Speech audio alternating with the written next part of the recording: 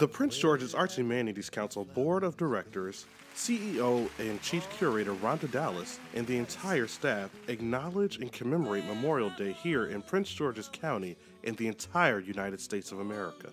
As a part of this commemoration, we sat down with Dr. James Dula, Veteran Affairs Officer for Prince George's County and PGAHC Board Member, to talk about the importance of Memorial Day. We continue our brief program with a creative commemoration featuring an original song and poem by county-based singer, songwriter, and guitarist Frankie Ghee. Please join us in honoring those who paid the ultimate sacrifice for our country. I'm Dr. James Dula, Major, United States Air Force retired. I am the Veteran Affairs Officer for Prince George's County.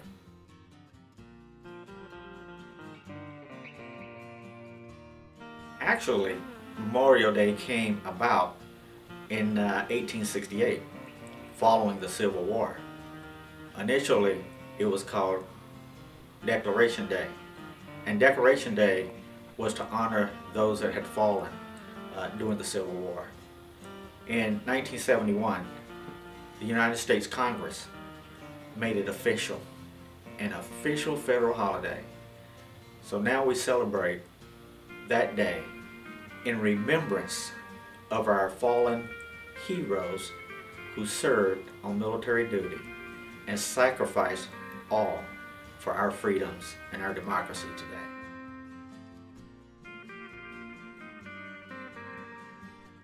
I often say that freedom is not free. And when we go out and we travel the streets and we go shopping and we enjoy the religious freedoms that we enjoy, we must stop to pause to remember freedom came at a cost. And on Memorial Day, I can think of no greater reason than for America to stop, pause, and reflect not only on the greatness of our nation, but the sacrifices our men and women in uniform made so that we could continue to enjoy our great country and raise our families in a democracy that we can all be proud of. So Memorial Day is very important because we are honoring those men and women who sacrificed everything so that we can continue to live in a country that is free and persevering, so our posterity will reap the benefits of what we leave behind. One person that I speak about every year is a young lady that graduated from the Prince George's County school system with high honors, was accepted into the Military Academy of West Point, went to West Point, and at that time rose to occupy the highest rank that a woman had achieved at West Point. Once she had graduated from West Point, she went to Army training and then was sent to Iraq, where she was killed while serving her country by a roadside bomb. Emily Perez, second lieutenant, is a person that we like to honor and the person that we like to remember every year because she rose to be the best and made sure that country remained free. Recently, as I was thinking about Memorial Day, I thought a good point would be in order. It's simply this: someone's child left long ago, a strange land, someone's foe, an unmarked grave, fields of green, resting quiet, just 18. Winds of freedom wash us now. Remember them. This I vow. So on this Memorial Day, let us pause and remember all those young men and women who sacrificed everything at such a young age to protect and preserve the freedoms we enjoy today. In 1967, when I joined the military, I had many friends who also joined, classmates, 17, 18 years old, just like the poem says. Before I could leave and join the Air Force, many had come back home from the fields of Vietnam, and I had an opportunity to attend their funeral.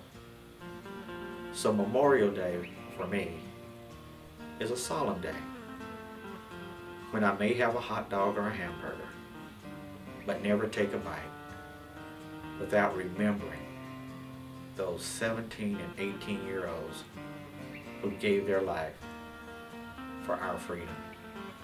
Later on, as a Vietnam veteran myself, I served with men and women who volunteered to serve and protect the country. Left for Vietnam at a young age. Many didn't return to the families that they left behind. So on this Memorial Day, let us remember those who sacrificed their lives so that we could continue to enjoy democracy, life, liberty, and the pursuit of happiness. Remember, they're the ones that raised their hands to say, I do solemnly swear to support and defend the Constitution of the United States against all enemies, both foreign and domestic. Let us remember them.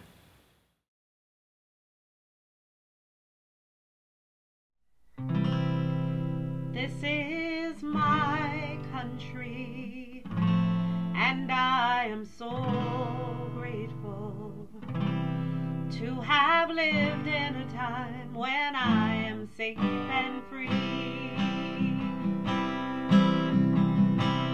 I am safe to dream, and I am free to try to change my world with hope and speak as I believe. And I am lucky, I know, to rest my feet on this soil and take as owed to me my rights and my liberty. And I am lucky, I know, to rest my feet on this soil and take as owed to me my rights and my liberty. Through proud and shameful history, this is what we have come to be. We have grown into this nation free of kings. Peace and great prosperity, famine, war, and travesty have forged the tools that we might shape our destiny. And I am lucky, I know, to plant my feet on this soil and take as owed to me my rights and my liberty. And I am lucky, I know,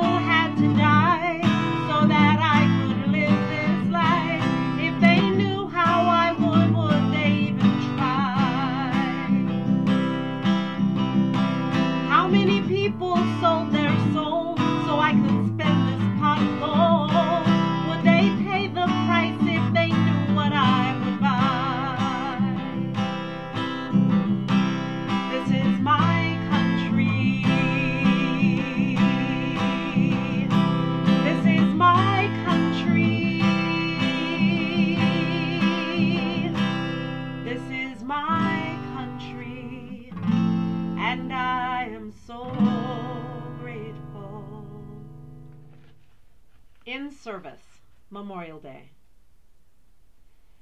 And on the last Monday in May, we observe Memorial Day to honor the men and women who died while serving in the USA military. Those who rose to a challenge, felt called to risk it all, life and limb and liberty. And here we are, in spring, with sunshine, rain, and blossoms, remembering, past and future colliding, with remorse and gratitude.